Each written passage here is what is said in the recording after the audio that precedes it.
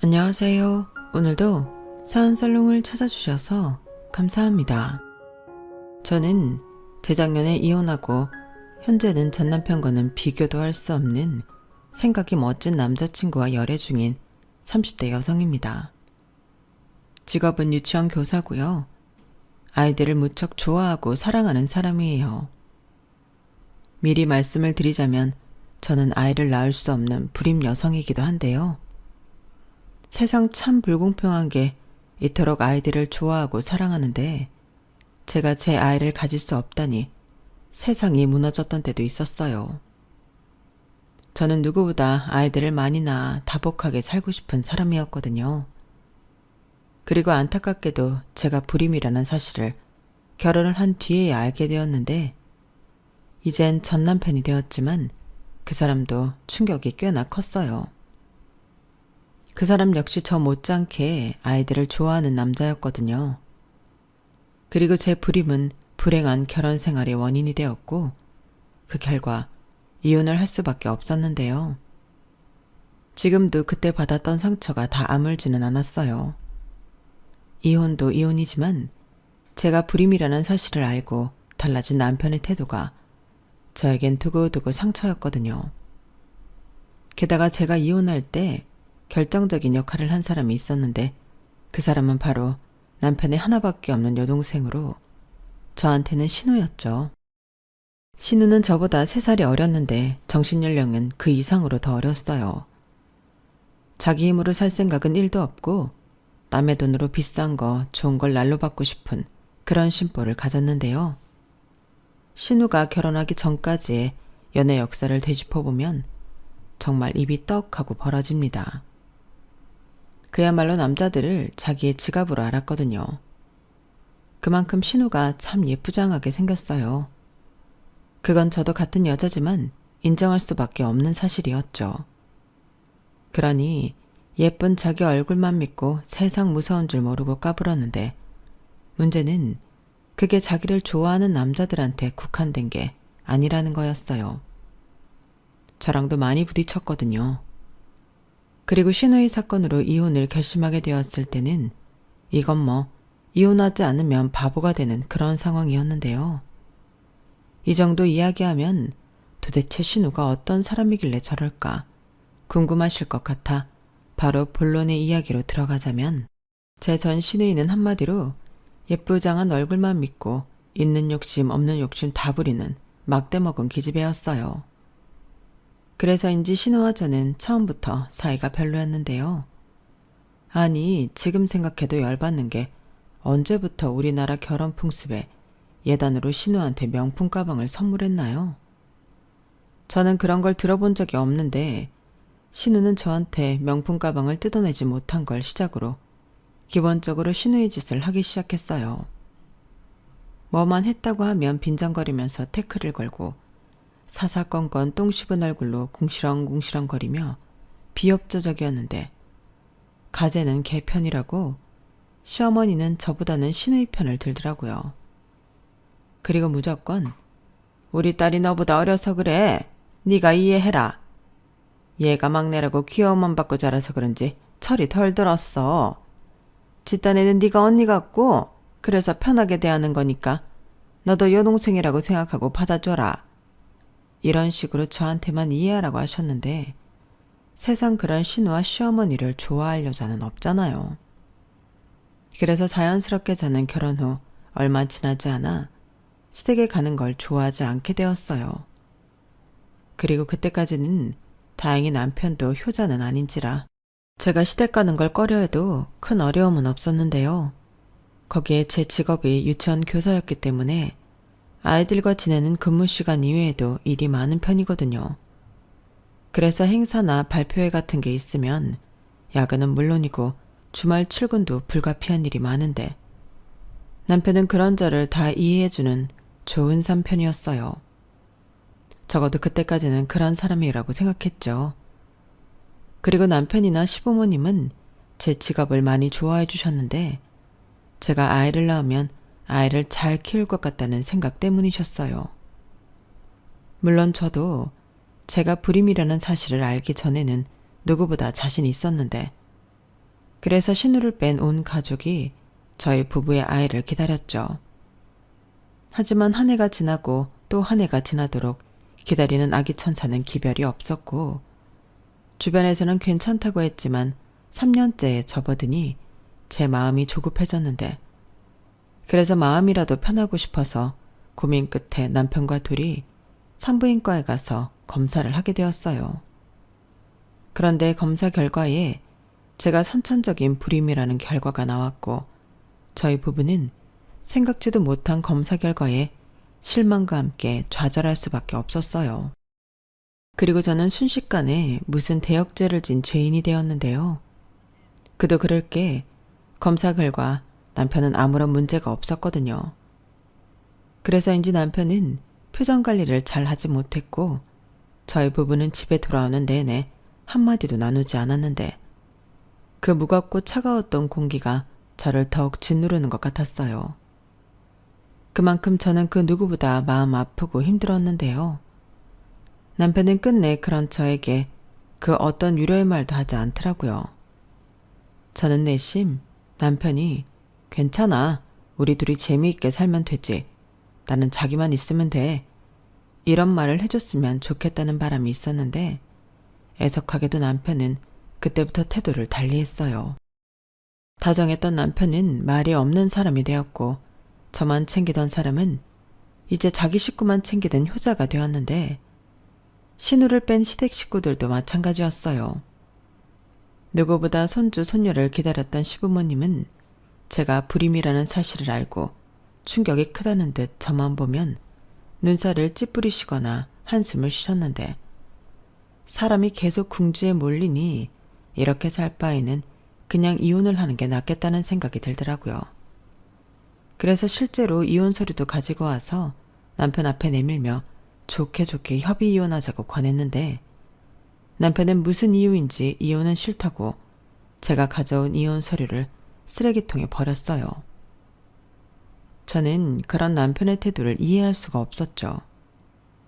사람 옆에 두고 피말리는 것도 아니고 왜 이혼은 싫다고 하는 건지, 그때는 화까지 나서 곧장 남편한테 따질 수밖에 없었어요. 왜 이혼이 싫다는 거야? 자기 나 애 못 갖는 거 힘들어하잖아. 그러니까 힘들 거 없이 나랑 헤어지고 새장가 가. 지금 그게 말이 되는 소리야? 누가 와이프 애 못 낳는다고 이혼을 하냐? 그럼 사람들이 나를 뭘로 보겠어? 내 사전에 이혼은 없어. 그럼 어쩌라고? 자기도 그렇고 자기네 식구들도 나만 죄인 취급하는데 나더러 어쩌라는 거야? 나는 뭐 불임이고 싶어서 그런 줄 알아? 누구보다 속상한 건 나라고. 그래, 나도 머리로는 이해해. 근데 가슴에서 자꾸 속상한 걸 어쩌라는 거야? 시간이 필요한 일이잖아. 나라고 애 포기하는 게 뭐 쉬운 일인 줄 알아? 나는 정상인데 내 애를 못 낳는다고. 그래, 알아. 그래서 이혼하자는 거잖아. 자기는 애 낳을 수 있으니까. 그러니까 나랑 헤어지고 다른 여자랑 재혼해서 애 낳고 잘 살라니까. 요즘 세상에 이혼이 무슨 흠이야? 그냥 둘이 성격이 안 맞아서 이혼했다고 하면 되잖아. 싫어. 싫다는데 왜 자꾸 강요해? 막말로 내가 이혼하자고 하는 건 말이 돼도 자기가 나한테 이혼하자고 하는 건 말이 안 되지. 이게 무슨 적반하장이야. 자기도 불임인데 이 정도는 감수하고 살아야 하는 거 아니야? 조금 서운하다고 바로 이렇게 이혼 타령하면 안 되지. 참고 사는 나도 있는데. 웃겨. 뭐? 적반하장? 그러니까 자기 말은 내가 불임인 게 큰 잘못이네. 자기 원래 그런 사람이었니? 그럼 세상의 모든 불임 여성은 다 죄인이야? 누가 그렇대. 왜 내가 하지도 않은 말을 막 지어내서 나를 이상한 사람으로 몰아. 아무튼 나는 이혼 생각 절대 없으니까 이런 짓 다시 하지 마. 남편은 저에게 적반하장이라고 했지만 자기야말로 억지를 부리면서 이혼만큼은 못해준다고 버텼어요. 자기 입으로는 아니라고 했지만 제가 불임이라는 사실 하나로 저는 이혼을 요구할 수도 없는 죄인 취급을 하는데, 그런 저희 둘 사이가 시간이 지난다고 좋아질 리가 없었죠. 하지만 남편은 제가 불만을 이야기할 때면 알았어, 미안해, 내가 노력할게. 그럼 되잖아. 이런 말만 앵무새처럼 반복했는데 아무리 시간이 흘러도 남편의 태도는 달라지지 않았어요. 그러면서 괜히 저 들으라고 일부러 자기 친구 누구누구는 이번에 임신을 했다더라. 또 누구는 딸을 낳았다더라. 이런 말을 하면서 대놓고 부러워했는데요. 계속 이런 일이 반복되니 나중엔 이 남자가 일부러 나를 두고두고 괴롭히려고 이혼을 안 해주는 건가 하는 생각까지 들더라고요. 그리고 지금 생각해보면 저는 그때라도 이혼을 했어야 맞았는데 타이밍을 놓친 것이 두고두고 후회가 됩니다. 그때는 막연하게 소송까지는 생각도 못하고 이 남자가 못해준다고 버티니 다른 방법이 없다고 생각했어요. 어찌 보면 저도 이혼에 있어서 문외했던 것도 사실이었죠. 만약 저 때 소송을 불사하더라도 이혼을 했더라면 그 이후의 신우 사건 때문에 더러운 꼴은 보지 않고 남편과 헤어졌을 텐데 저는 끝끝내 밉상 신우이가 속도 위반으로 결혼을 하게 되면서 정신적인 스트레스를 받게 되었어요. 아까도 잠깐 언급했지만 제 전 신우는 자기 얼굴만 믿고 뭐든 거저먹으려는 심산으로 살았다 했잖아요. 그리고 남자들도 바보 같은 게 자기들이 이용당하고 있다는 걸 정말 모르는 건지 신우한테 간이고 쓸개고 다 꺼내주다시피 했는데 그런 신우의 목표는 딱 하나였어요. 바로 부잣집에 시집가서 평생 놀고 먹으면서 명품 휘감고 공주 대접 받고 사는 거였죠. 시어머니가 자주 그런 말씀을 하셨거든요. 옛말에 여자 팔자 뒤웅박 팔자라고. 여자는 잘나건 못났건 시집 잘 가면 인생 역전하는 거라고 했는데 그런 자기 엄마의 영향 때문인지 시어머니는 당신 딸이 시집도 가기 전에 애를 가졌다는 사실엔 하나도 창피해하지 않으셨고 그저 조건 좋은 부자 사위를 얻게 됐던 것에 크게 기뻐하셨어요. 어찌나 좋으신지 동네방네 자랑을 하고 다녀서 그 동네에 저희 신우가 결혼한다는 사실을 모르는 사람이 없을 정도였는데요. 그때는 또 교묘하게 혼전 임신 사실은 숨겼더라고요. 나중에 허니문 베이라고 하고 예정일보다 빨리 나왔다고 하면 된다나요? 아무튼 그렇게 신우의 임신은 집안의 경사처럼 난리가 났고 저희 남편 역시도 자기 동생이 애를 가졌다는 사실을 좋아했는데요. 누가 보면 자기가 애를 가진 줄 알 정도로 오바를 하더라고요. 그리고 저한테도 자기는 자식이 없으니 조카를 자기 자식처럼 생각하고 살 거라고 했는데 그건 뭐 저도 이해할 수는 있었어요. 저라도 입장이 바뀌어 조카가 생긴다면 충분히 그럴 것 같았거든요. 하지만 안타깝게도 제 하나뿐인 오빠는 비혼주의로 연애는 해도 장가갈 마음이 1도 없는 사람이었는데 그 마음마저도 어느 순간부터는 시시하다며 여자도 잘 안 만나더라고요. 그러면서 돈 벌어서 뭐 할 거냐 물으면 자기 취미 활동하고 갖고 싶은 거 하고 하고 싶은 거 하면서 살 거라고 말했는데 어찌 보면 가장 안 된 사람은 저희 친정 부모님이셨어요. 하나뿐인 아들은 장가갈 마음이 없고 유일한 희망이었던 시집간 딸은 불임이었으니 지금도 저희 부모님을 생각하면 본인은 아니었지만 죄송한 마음이 있는데요. 아무튼 누가 임신했다고 기뻐하는 시부모님과 남편을 보며 저도 살짝 부러워하는 마음이 들었죠. 그런데 그렇게 속도 위반으로 결혼하게 된 신우는 시댁이 부자인 만큼 시집을 갈 때도 거의 집안 기둥 하나는 뽑아갈 심상으로 경제적인 부담을 가족들에게 지어줬어요. 거기에 저희 집도 예외는 아니었는데 저는 분명 안 된다고 입장을 밝혔음에도 남편이 자기 동생 결혼하는데 어떻게 손 놓고 가만히 있을 수 있냐고 오바를 떨더라고요. 그리하여 자기 이름으로 5천만 원을 대출해 그걸 몽땅 신우 결혼식 비용으로 내놓았다며 통보를 했는데요. 남편은 저더러 자기가 알아서 할 거니까 신경 쓰지 말라고 하더군요. 그러면서 또 덧붙인 말이 있는데 그게 뭐였는 줄 아세요? 지금 생각해도 어이가 없어서 잊어버릴 수가 없는데 남편이 그러더라고요. 우리는 애도 못 낳는데 내 동생이 우리 대신 우리 부모님한테 손주 안겨주잖아. 이 일로 나는 마음의 짐을 좀 덜었는데 자기는 아니야? 우리는 내 동생한테 평생 고마워해야 해 라고 하는 거예요. 아니, 우리 대신 애를 낳아줬다는 말이 도대체 무슨 말이죠? 저는 이 인간이 어디서 뭘 잘못 먹고 헛소리를 하나 싶어 헛웃음만 나왔어요. 그리고 이미 대출은 받았고 자기가 알아서 한다고 했으니 더 이상 남편과 실랑이를 하기 싫지도 않았는데요. 대신 나중에 돈 때문에 힘들다고 나한테 기댈 생각은 하지도 말라고 신신당부했죠. 그러자 남편은 절대 그럴 일이 없다며 호언장담을 했어요. 그렇게 신우는 정말 집안 기둥뿌리를 뽑아 분수에 맞지도 않는 초호화 결혼식을 올렸죠. 만약 그렇게 시집을 가서 잘 살았다면 제가 이혼을 했을지언정 신우랑은 별일 없이 끝날 수 있었을 텐데, 문제는 신우 생각과 다르게 결혼했다고 모든 일이 신우 마음처럼 되지는 않았던 모양이었어요. 왜 있는 사람들이 더 한다고 신우 남편은 자기한테는 후회도 자기 아내인 신우한테는 야박하게 굴었는데 가뜩이나 욕심도 많은 신우한테 카드 한 장 주지 않는다고 하더라고요. 그리고 생활비라며 월에 100만 원인가를 줬는데 가계부를 써서 매주 일요일마다 검사를 한다고 했고, 계산이 맞지 않거나 쓸데없는 곳에 돈을 쓰면 난리가 난다고 하더라고요. 그래서 번번이 친정에 손을 벌리는 일이 많았는 모양이었는데, 그래도 주변에 시집 잘 가서 사랑받고 여왕 대접받고 산다고 자랑은 하고 싶어 그놈의 SNS에는 거짓 자랑하기 바빴는 모양이었어요. 나중에 시어머니의 말실수를 알게 되었는데 백화점에 가서 시어머니 카드로 명품 가방을 사고 그날 하루 어디 분위기 좋은 카페에서 사진을 몽땅 찍은 다음에 그 가방을 환불하다 한 번은 가방에 사용 흔적이 있어 환불이 안 된다고 뒤집어진 적이 있었나 보더라고요.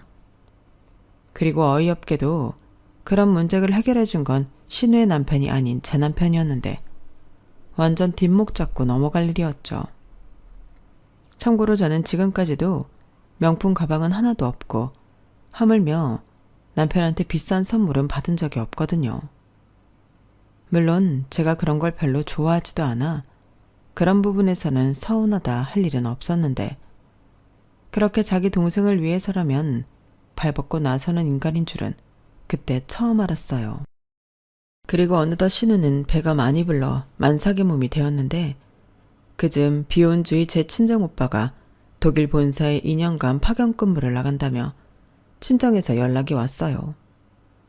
아무래도 오빠가 독일에 가면 한동안 보기 힘드니 함께 모여 밥이라도 먹자고 부르시는 거였죠. 그래서 저 역시도 친정엄마와 같은 생각에 한동안 못 볼 친정오빠를 위해서 시간을 내려 했는데, 남편도 함께 친정에 가서 밥을 먹게 되었죠. 그런데 저희 오빠가 저희 부부를 번갈아 보더니 대뜸 "둘이 여기 오기 전에 싸웠냐?" 라고 물어보더라고요. 싸웠냐고? 아니야, 우리 평소랑 똑같은데? 그래? 둘이 원래 사이 좋지 않았어? 왜 이렇게 10년, 20년 같이 산 부부처럼 냉랭하냐? 뭐래, 장가도 안 간 오빠가 뭘 알아? 야, 내가 이래서 결혼을 안 하는 거야. 처음 마음 그대로 가지 않잖아. 그게 얼마나 슬프냐? 니들 신혼 때 생각해봐. 엄마, 쟤들 진짜 꼴 보기 싫었잖아. 한여름에도 말이야 꼭 붙어가지고 보는 사람도 더덥게 만들고. 근데 지금은 어째 둘이 그저 그러냐? 형님도 참, 그야 그때랑 지금은 좀 다르죠. 벌써 4년 넘게 살았는데요. 꼴랑 4년 살았는데 이런다고? 그럼 40년 살면 그때는 서로 생사만 하겠다는 거야? 그럴 거면 뭐하러 결혼을 했어? 오빠, 독일 가기 전에 나랑 싸우려고 이래? 왜 갑자기 나한테 안 가지던 관심을 갖고 그래? 오랜만에 보는데 네 얼굴이 그저 그러니까. 너 하나도 안 행복해 보여. 신서방, 반성 좀 해야겠다. 내 동생 얼굴이 저게 뭐냐? 친정오빠는 마치 다 안다는 듯 남편을 보고 저렇게 말했어요. 그리고 남편은 양심에 찔렸는지 꿀먹은 벙어리가 되어 아무 말도 못하다가 "신경 쓰겠습니다. 요즘 서로 바빠서요." 라고 누가 봐도 대충 둘러대기 바빴는데 그런 무거운 분위기가 이어질 즈음 친정오빠가 갑자기 저한테 자기가 타던 벤츠 차키를 넘겨주었어요. 독일에 가게 될 줄 모르고 작년에 무리해서 뽑은 차였는데 오빠가 아끼느냐고 잘 타지도 않았거든요. 그런데 그 차키를 저에게 주니 저는 깜짝 놀랐고 이걸 왜 주냐고 제가 물었는데 오빠는 아무리 좋은 차라도 2년 동안 주차장에 처박아 놓고 썩히면 차만 고장난다며 저보고 타라고 하더라고요. 그러자 그 순간 남편이 저보다 깜짝 놀란 눈치였는데 참고로 남편 차는 오래된 연식의 국산 승용차였고 저는 차 없이 그냥 대중교통을 이용하는 사람이었죠. 그래서 오빠는 너도 이참에 좋은 차 끌고 다녀봐 라고 말했고 보나마나 제가 그 벤츠를 가져가면 남편이 침을 흘리며 자기 차랑 바꿔 타자고 할 것이 뻔했기에 싫다고 거절했어요. 무슨 유치원 교사가 된장녀도 아니고 벤츠를 끌고 다니냐고요. 그럼 괜히 학부모들 사이에서 안 좋은 소리 듣기 좋다고 저는 됐다고 했는데 옆을 슬쩍 보니 남편이 좋다 말았다는 듯 아쉬운 마음에 입맛만 다시고 있었죠. 그걸 보니 괜히 속이 다 시원했는데 친정오빠는 자기 뜻을 굽히지 않았어요. 그럼 출퇴근할 때 쓰지 말고 주말에 둘이 데이트하거나 그럴 때 타. 둘이 좋은 데 좀 다니고 여행도 좀 가고 그럼 좋잖아. 내가 뭐 차값을 달라고 하니 보험료를 대신 내달라고 하니 어차피 보험명이 네 앞으로 내가 바꿔놓으면 되고 신사방도 같이 타도록 부부형으로 해달라고 할게. 그냥 기름 넣고 끌고 다니기만 해. 나 이거 차 받으려고 엄청 오래 기다렸다. 아깝잖아. 그래, 아까워서 그렇지. 그럼 그냥 이참에 팔고 가. 2년 뒤에 돌아와서 다시 사면 되잖아. 나는 부담스러워서 싫다. 부담은 무슨? 야, 이 오빠가 모처럼 동생을 위해 오빠 노릇 좀 해보겠다고 하는데 이렇게 초를 치냐? 하여간 쟤는 누굴 닮았을까? 너, 네가 가지고 있는 것 중에서 제일 비싼 게 뭐야? 아우, 그만해. 비싼 게 뭐가 중요해? 사람마다 가치가 다른 건데.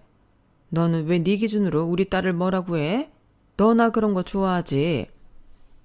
아니야. 요즘 젊은 사람들 다 좋아해. 신서방도 좋아할걸?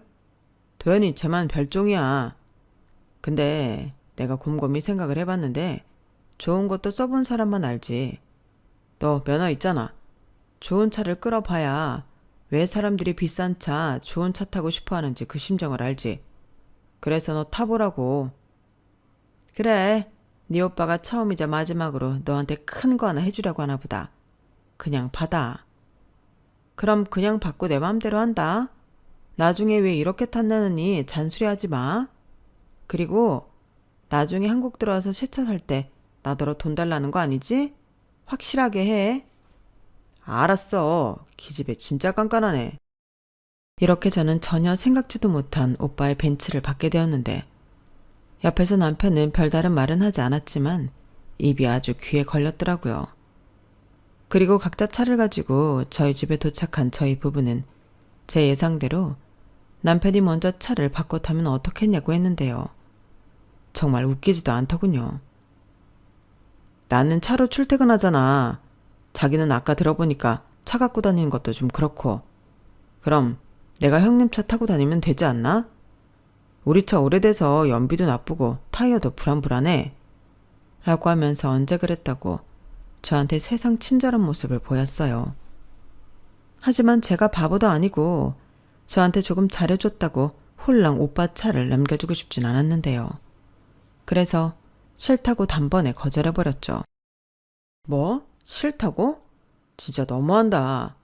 차도 필요 없는 사람이 나한테 주는 건 아까워서 싫다? 남도 아니고 어떻게 그러냐?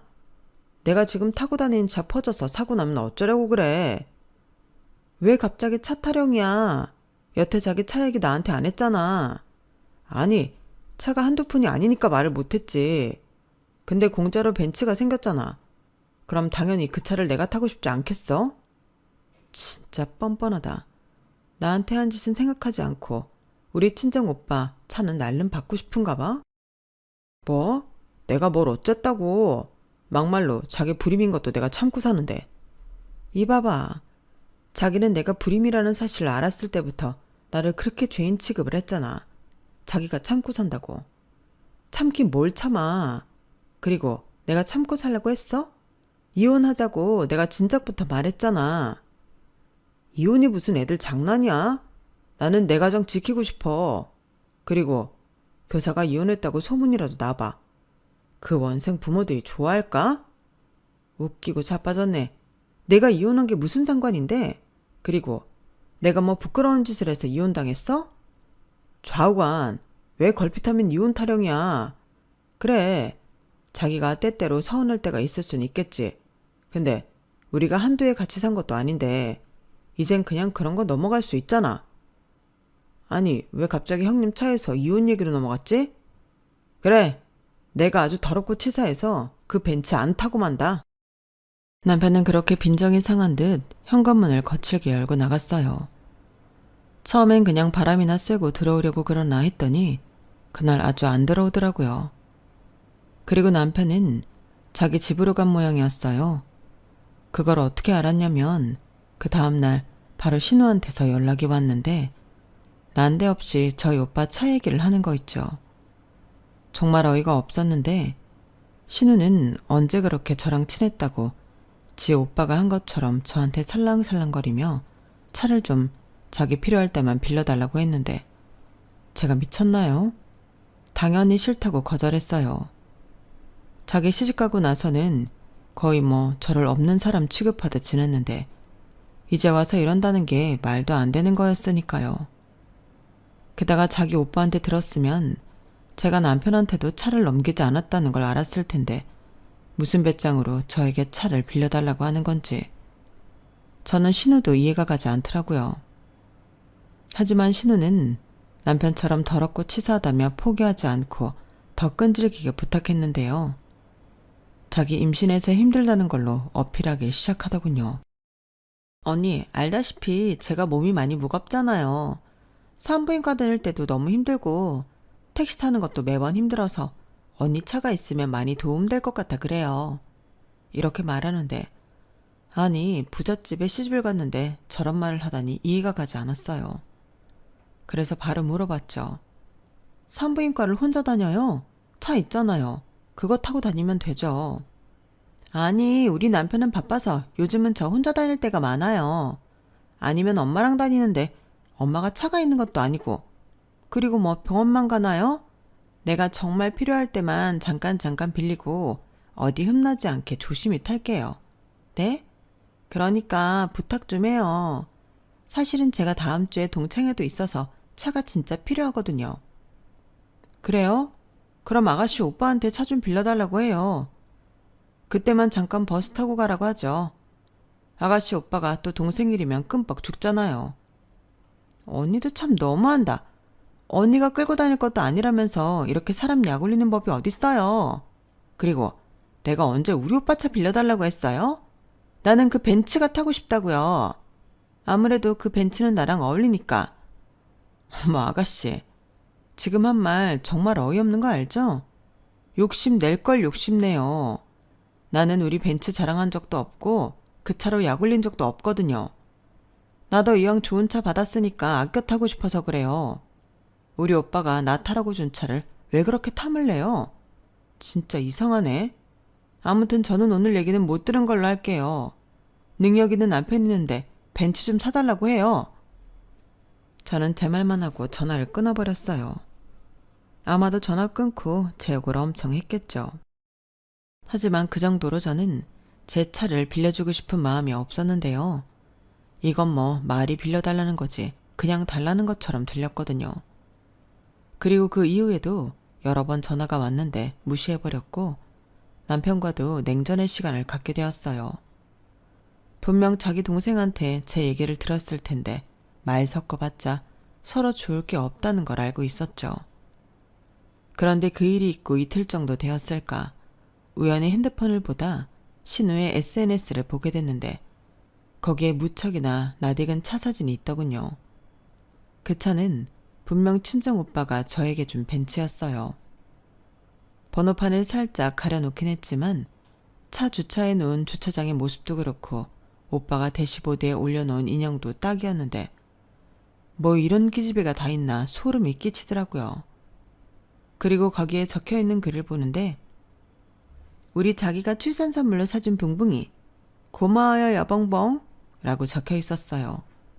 그걸 보는데 왜 그렇게 웃긴지 그럼 저 여봉봉은 저희 오빠인가 싶어 혼자 한참 웃었네요. 그리고 처음엔 이게 무슨 짓이냐고 전화해서 뭐라고 할까 하다 그래 너 이렇게라도 기분이나 내라 하고 말았는데 그 다음날 시어머니가 퇴근 후에 집에 좀 오라고 연락을 하시더라고요. 뭐 기분은 가고 싶지 않았지만 어른이 오라고 하는데 안 갈 수가 없어 퇴근 후에 곧장 시댁으로 갔는데 아니나 다를까 거기엔 신우도 와 있더라고요. 그뿐만이 아니었어요. 조금 있으니 남편도 연락을 받았는지 시댁으로 왔는데 그렇게 3대1로 둘러앉아 대뜸 무슨 빚쟁이 돈 달라고 하듯 시어머니가 먼저 차를 내놓으라고 하시더라고요. 그냥 달라는 것도 아니고 한번 타보겠다는 건데 너는 뭘 그렇게 아끼니? 가족끼리 좀 같이 쓰자. 이렇게 말씀하셨는데 고개를 돌려보니 신우가 아주 기세등등하게 희죽거리며 앉아 있었어요. 저는 또 그 꼬라지를 보니 참고 싶지 않았는데 너 아주 잘 걸렸다 생각했네요. 아마 시어머니가 있으면 제가 쪽도 못 쓰고 자기한테 차를 줄 거라고 생각한 것 같은데 그걸 완전히 깨부셔주고 싶었어요. 어머니, 제가 왜 아가씨한테 차를 빌려줘야 해요? 그리고 말은 확실하게 해야 할 것 같은데 빌려주는 거 아니고 아주 달라는 거잖아요. 그쵸 아가씨? 여봉봉한테 받았다고 11,000원에다 공개했는데 그 차를 저한테 돌려주겠어요? 싫어요. 정차가 필요하면 아버님 차 주시던지 아니면 당신 차 그거 줘. 언니, 진짜 사람이 왜 그래요? 그리고 왜 남의 SNS를 함부로 훔쳐보고 난린데요? 기분 더럽다. 왜요? 다른 사람들 다 보라고 올려놓은 거 나는 보면 안 돼요? 아, 다른 사람들은 저게 거짓인지 모르니까 상관없고 나는 알아서 좀 쪽팔린가? 아가씨야말로 이제 곧 있으면 애엄마 되는데 인생 그렇게 살지 마요. 왜 그렇게 살아요? 그거 얼마나 없어 보이고 후져 보이는 줄 알아요? 어머, 얘. 너 지금 홀몸도 아닌 내 딸한테 그게 무슨 말버릇이니? 너 당장 사과해라. 빌려달라는 차는 안 빌려준다고 하더니 왜 가만히 있는 애한테 막말을 해? 가만히 있긴요. 누가 가만히 있어요? 오히려 싫다고 이미 말했는데 저를 여기까지 오게 했잖아요. 그리고 당신도 그래. 이혼도 안 해준다면서 나를 여기까지 오게 만들어서 이런 얘기까지 듣게 한다고? 나 안 그래도 이럴 것 같아서 들어올 때부터 녹음하고 있었어. 뭐? 네가 아주 미쳤구나. 그거 당장 안 꺼? 그리고 가족끼리 좀 좋은 거 나눠 쓰자는데 뭐가 나빠? 그래, 오히려 꼬이고 나쁜 건 너야. 애도 못 낳는 주제 내 동생이 차 없이 다니기가 힘들다고 하잖아. 앞으로 애 태어나면 애 데리고 소아과도 다녀야 하고 문화센터 이런 데도 가야 할 텐데 좀 주면 덧나냐? 이봐봐. 결국엔 홀랑 우리 오빠 차를 자기 동생한테 주라는 거잖아. 왜? 자기가 못 뺏을 것 같으니까 이젠 동생까지 팔아야겠니? 어머, 너 지금 그게 무슨 말버릇이니? 얘가 오해를 해도 단단히 하고 있네. 누가 네 차를 뺏는다고 그래? 너 그거 망상이야. 아니요. 이 인간들은 정말 저한테서 차를 뺏을 생각이에요. 설마 어머님도 그걸 모르고 지금 저한테 이러시는 거 아니죠? 저는 분명 이쪽이든 저쪽이든 싫다고 했고 제가 끌고 다닐 거니까 더는 차에 대해서 그 어떤 말도 하지 않으셨으면 좋겠어요. 이걸 진짜 차 주인인 저희 오빠가 알면 얼마나 웃길까요? 자기가 자기 동생한테 타라고 준 차를 엄한 사람들이 내놓으라고 하는 거니까요. 아니다.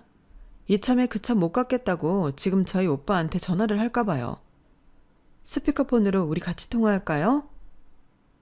저는 그 순간 이성의 끈을 놓아버려서 정말로 친정 오빠한테 전화를 걸려고 했어요. 그러자 남편이 잽싸게 제 핸드폰을 뺏으려 했는데 하마터면 정말 핸드폰을 뺏길 뻔했다니까요. 그리고 전화만 해보라고 무섭게 저를 노려봤는데요. 순간 신우는 울고불고 했고 시어머니는 살다 살다 저 같은 애는 처음 본다며 주방에 들어가 냉수를 벌컥벌컥 마시더라고요. 그리고 남편은 또다시 저에게 어이없는 망언을 하기 시작했는데 전에 그랬잖아요. 제가 애를 못 낳는 걸 신우가 대신 낳아주는 거니 제가 신우한테 잘해야 한다는 그 말을 다시 하더라고요. 그리고 이런 말을 신우도 시어머니도 처음 듣는 것이 아닌 것 같았는데 그때 신우가 자기 딴에는 좋은 생각이라는 듯이 이렇게 말했어요. 좋아요. 그럼 언니가 저한테 1,000원 양보해주면 제가 언니한테 우리 애기 봐달라고 하지 않을게요. 어때요? 뭐라고요? 이건 또 무슨 귀신 씨나라 까먹는 얘기예요? 내가 왜 아가씨 애를 봐줘요? 외숙모가 그럼 조카를 안 봐준다고요? 오빠가 그랬어요. 낳기만 하면 언니가 다 봐줄 거라고. 맞잖아. 오빠 그렇게 말했잖아. 야, 너는 그걸 왜 여기서 말을 해? 자기야, 그건 있잖아. 미친놈. 네가 진짜 정신이 나갔구나. 네 조카면 네가 봐. 왜 나한테 그래? 내 말은 그게 아니라 자기 유치원 교사잖아. 그럼 우리 조카도 그 유치원에 가면 자기가 봐주는 거지. 태어나자마자 갓난 애기가 유치원 가니? 진짜 너는 안 되겠다. 이혼하기 싫다고 했니? 그래. 그럼 너는 끝까지 버텨. 나는 무슨 일이 있어도 너랑 아니 이 집구석이랑 빠이빠이 할 테니까. 고맙네. 오늘 아주 큰 거 건져간다. 저는 씩씩거리며 자리에서 일어났어요. 그리고 신발을 신고 현관문을 나셔라고 하는데 갑자기 뒤에서 물벼락이 쏟아졌고 뒤를 돌아보니 설거지할 때 쓰는 대야를 들고 저를 노려보는 시어머니가 계셨는데 주방에서 물을 받아서 저한테 뿌리셨더라고요. 그 잘난 핸드폰 물 먹었으니 고장났겠지? 라고 하시는데 요즘 이딴 걸로 고장날 핸드폰이 어디 있겠어요. 저는 아무 말도 하지 않고 그냥 집을 나왔네요. 그리고 택시 기사님께는 죄송하다 말씀드리고 택시를 타고 집에 와서 가장 먼저 집 현관 비밀번호부터 바꿨는데 남편이 따라와서 문 열라고 난동을 부리더라고요. 그래서 혹시나 문을 따고 들어오지 않을까 싶어서 저는 친정에 SOS를 쳤는데요. 그때까진 친정 오빠가 출국하기 전이라서 친정 오빠가 쏜살같이 달려왔어요. 그리고 고소하려만 하라고 하고 남편과 치고받고 한 모양이었는데 오빠 말로는 남편은 싸움도 제대로 하지 못하는 놈이라서 자기 주먹이 아까웠다고 하더라고요.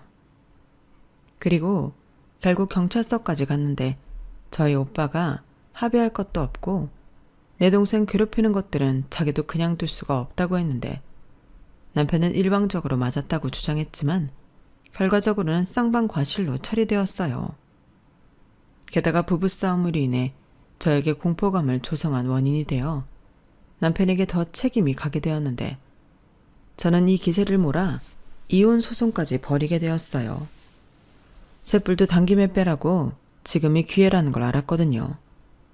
그리하여 말로만 듣던 이혼 소송이 시작되었고 남편은 그때도 정신을 못 차리고 자기는 유책 사유가 없다며 오히려 애도 못 낳는 제가 가정 파탄에 책임을 져야 한다고 주장하더라고요. 그리고 웃긴 게 자기가 수임한 변호사도 그 얘긴 하지 말라고 했는지 상대 측 변호사가 놀라서 남편을 말리는데 아주 코미디가 따로 없었어요. 그리고 시간이 걸리긴 했지만 결과적으로는 제가 원하는 방향으로 승소를 했는데요. 제가 참고 살아온 시간만큼 위자료 청구를 했거든요. 그리하여 집은 제가 갖고 그 밖에 집기들은 남편이 갖게 되었는데 어차피 그 집은 대출금이 많이 남아서 남편 측에서 의외로 포기가 빨랐어요. 사실 그 집으로 말할 것 같으면 제가 근무하는 유치원이랑 버스로 5곳장이라 좋았는데 남편은 거리가 좀 있어서 차로도 40분 정도를 갔어야 했거든요. 그래서인지 이래저래 자기가 갖겠다고 주장할 가치가 없다고 생각한 것 같았는데 그 인간이 바보였죠. 그 집이 이혼 후에 많이 올랐거든요.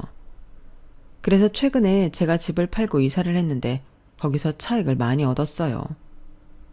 물론 그만큼 세금을 내야 했지만 그건 당연한 거니까 아깝다고 생각하지 않았어요. 그리고 저는 현재 남자친구랑 한 동네에서 즐겁게 연애 생활을 즐기고 있는데요. 남자친구는 저보다 7살이 많지만 제가 불임이라는 건 아무 상관없다는 사람입니다. 뭐 아직까지는 제가 재혼할 생각이 없기 때문에 제가 불임이라는 사실이 저희 연애에 큰 걸림돌이 되진 않는데, 그래도 본격적으로 만남을 갖기 전에 이 사람한테 그건 고지를 해야 할 것 같더라고요. 그래서 조심스럽게 얘기를 했는데, 지금 남자친구는 자기는 전혀 상관없는데 아이들을 좋아하는 제가 많이 힘들었겠다며 남편이었던 사람도 알아주지 않았던 제 마음을 다독여줬어요. 그리고 만나면서도 내내 이 사람은 참 가치관과 인성이 훌륭하다고 느끼는데, 그게 저한테 잘생긴 외모와 큰 키보다 더 매력적으로 느껴졌어요. 같이 있으면 배울 점도 많고 같은 말도 참 예쁘게 해주는 그 사람을 보며 내가 이 사람한테 실망하는 일은 없었으면 좋겠다 바라고 있는데요. 아직까지는 몇 달 되지 않아서 좀 더 신중하게 만나볼 생각입니다. 그리고 전 남편이 된 그 인간은 저랑 이혼하고 자기 집에 들어갔는데, 그 인간을 저에게 처음 소개해준 사람으로부터 들은 최근 근황은 그야말로 웬만한 드라마보다 재미있었어요. 결국 거짓 자랑을 늘어놓고 살던 신우는 꼬리가 길면 밟힌다고 평소에도 신우를 별로 좋게 보지 않았던 친구들 덕에 진실이 밝혀진 모양이었어요. 제 차를 거짓 자랑하고 동창회 때 차를 못 가져간 신우가 그걸 무마하려고 샤넬 가방을 무리해서 사서 들고 간 모양이었는데, 그걸 다음날 환불하는 과정에서 다른 친구들한테 들켰다고 하더라고요. 그리하여 지금까지 자랑한 고가품들이 다 그런 거 아니었냐고 의심을 사게 된 신우는 둘째 궁지에 몰렸고, 거짓 사실을 증명하지 못한 신우는 거의 사회적으로 매장이 되다시피 한 모양이었는데요. 설상가상으로 고모부가 신우보다 더 젊은 여자랑 바람이 나서 신우한테 일방적으로 이혼을 요구했다는 거예요.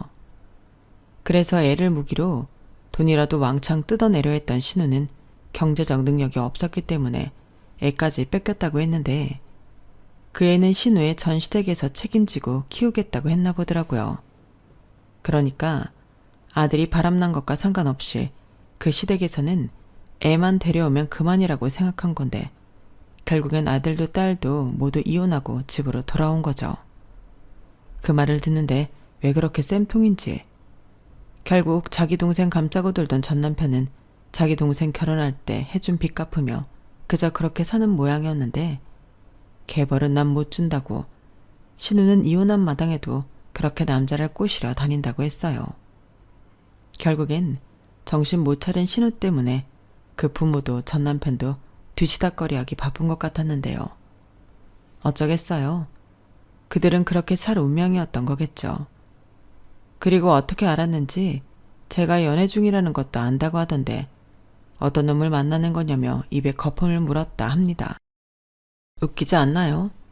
자기가 그렇게 무시하고 함부로 할 때는 언제고요. 아무래도 그놈 때문이라도 저는 더 지금의 남자친구와 알콩달콩 연애를 해야 할 것 같습니다. 이렇게 된 거 더 야구르게 해주고 싶어요. 그리고 현재 저는 유치원을 옮겨 다른 곳에서 여전히 아이들과 행복한 시간을 보내고 있는데, 제가 불임이라 그런지 저희 유치원에 다니는 모든 아이들이 제 아이들 같아요.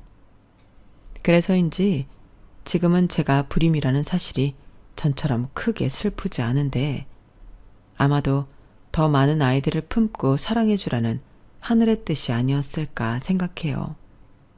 그렇게 생각하니 마음도 한결 가볍고 더 제 직업에 책임감이 느껴지는데, 이 아이들이 우리가 살아가는 세상의 미래인 만큼 최선을 다해 제 소명을 다할 것을 이 자리를 빌어 다시 한번 약속하고 싶네요. 가끔 아이들에 대한 안 좋은 뉴스를 보면 그렇게 마음이 아플 수가 없거든요. 어른으로서 또 교사로서 더 큰 책임감을 느끼는데, 우리 아이들이 모두 행복할 수 있도록, 그리고 더불어 저도 행복할 수 있도록 매일 화이팅 하겠습니다. 제가 앞으로 더 멋진 삶을 살아갈 수 있도록 사연 들어주신 모든 분들이 응원해 주셨으면 좋겠네요. 그럼 이상으로 제 이야기를 마치며 지금까지 제 긴 사연 들어주셔서 진심으로 감사드립니다. 항상 건강 잘 챙기시고 오늘도 즐겁고 행복한 날 되시길 바랄게요. 안녕히 계세요. 여러분, 사연 댓글에 응원과 현명한 조언 부탁드려요. 좋아요와 구독은 저에게 큰 힘이 됩니다. 오늘도 좋은 일 가득하세요.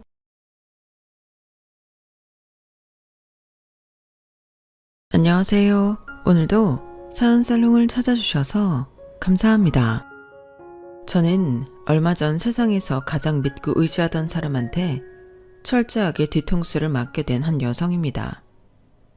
평범한 아내이자 엄마였던 저에게 그런 일이 일어나다니 얼마나 충격적이었는지 몰라요. 사실 한동안 저는 사람들과 제대로 대화도 나누기 힘들 만큼 우울하고 힘든 시간을 보냈답니다. 하지만 지금은 많이 떨쳐내고 씩씩해진 상태고 제 과거의 상처에 대해서도 담담하게 이야기할 수 있을 만큼 괜찮아졌어요. 일상을 이제 막 되찾은 이 시점에 마지막으로 많은 사람들에게 응원과 위로를 받고 싶은 마음에 제 이야기를 이렇게 사연으로 적어서 보내게 되었네요. 부디 끝까지 읽어주시고 저에게 응원과 위로를 아끼지 않고 해주셨으면 좋겠어요. 저는 제 명의로 된 작은 카페를 운영하는 사람이었어요. 남편은 보험회사에 다니며 돈을 적지 않게 벌었고 딸아이도 자기 진로에 딱 맞는 대학을 다니고 있던 그런 평범한 가족과 함께였답니다. 자상하고 든든한 가장인 남편과 활발하고 귀여운 딸과 함께하는 일상은 언제나 행복하기만 했죠. 제가 운영하는 카페도 거의 10년 가까이 되어 단골 손님도 많았고 안정적인 수익을 유지해 왔고요.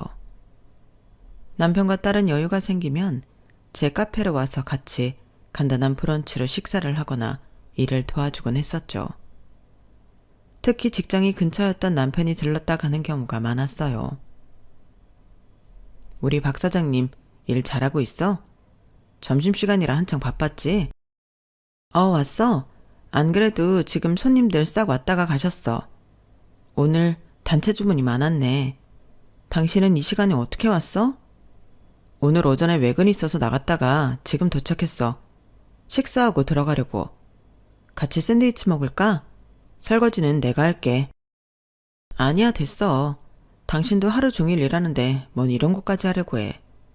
난 이것만 하면 오후엔 좀 한가하니까 당신은 앉아서 쉬고 있어. 아이고, 괜찮네요. 당신만 일 시키고 내가 어떻게 편히 쉴 수가 있어. 나 마음 불편하게 하지 말고 얼른 나가서 앉아 있어. 가끔씩 카페에 올 때마다 남편은 항상 이런 식으로 일을 도와주고는 같이 시간을 보내다 가곤 했어요. 솔직히 손님들이 몰려드는 시간을 몇 번 겪고 나면 지치기 쉬운데 한 번씩 남편이 왔다 가는 게 저에겐 큰 힘이 되었답니다. 저희 딸 역시 제 아빠를 닮아 한 번씩 카페에 올 때마다 제 일손을 도와주고 갔고요. 저희 가족은 이렇게 서로를 잘 아껴주며 다른 어떤 가족보다 화목한 집안이었어요. 그리고 저희 가족을 얘기하기 위해선 저희 친정엄마의 얘기를 빼놓을 수가 없는데요. 저희 친정엄마는 평생 반찬 가게를 운영하시면서 누구보다 성실히 일하시고 또 악착같이 돈을 모아오셨어요. 그걸로 제가 남부럽지 않게 대학도 가고 결혼도 할 수 있게 뒷바라지를 전부 해주셨죠. 저희 아빠는 제가 11살 때 일찍 하늘나라로 가셨거든요. 그런 아픔이 있어서였는지 저희 엄마는 그 누구보다 독하게 일을 하셨고 10원 한 장 허투루 쓰시는 법이 없었어요. 저도 아이를 낳고 키우다 보니 저희 친정엄마가 절 키우기 위해 얼마나 고생하셨는지 조금이나마 알게 되었고 저도 삶에 여유가 생긴 뒤로는 틈틈이 엄마를 챙겨드리려고 애썼죠. 하지만 엄마는 나이가 지긋이 들어서도 소소한 정성은 받으시되 절대 사치를 허용하는 법이 없으셨어요. 엄마, 이번에 어버이날에는 호텔 디너 예약했어. 생각해보니 엄마한테 한 번도 근사한 식사를 대접한 적이 없는 것 같아서 거기가 음식도 음식이지만 뷰가 그렇게 멋있다고 하더라고. 호텔 디너라고? 그거 뭐 한 끼에 몇십만 원씩 하는 거 아니야? 입에 들어가서 나오는 건 다 똑같은데 무슨 밥 한 끼에 그렇게 돈을 많이 쓴단 말이냐? 혜진이 너 거기 얼른 취소해라. 음식이 건강하기만 하면 됐지 비쌀 필요까지 있어? 이 정도는 그렇게 비싼 거 아니야 엄마. 나도 카페 잘 되고 있고 우리 그이도 이번에 성과급 정말 많이 받았어. 엄마한테 한 번도 그렇게 좋은 거 못 해줘서 그래. 난 됐다. 그냥 집에서 집밥만 먹어도 충분하다. 안 그래도 신서방이랑 수빈이도 바쁜데 어버이날이라고 시간 내주는 것만으로도 괜찮아. 그 돈 있으면 적금을 들든 아니면 모아서 땅을 사든지 해라. 쓸데없는 데 쓸 생각 말고. 엄마, 어버이날 챙겨주는 게 뭐가 쓸데없다는 거야. 나도 엄마한테 좋은 거 해드릴 능력 된다니까. 아우, 내 선물로 왜 내가 싫어하는 걸 해준다고 그래. 난 그렇게 쓸데없이 비싸기만 한 거 딱 질색이야, 질색. 너 엄마가 말할 때 잘 새겨들어. 지금 좀 여유 있다고 그렇게 사치 부릴 생각 말고 돈이라는 건 있을 때 더 학착같이 모으고 불려야 해. 알았어? 아우, 알아서 잘하고 있어.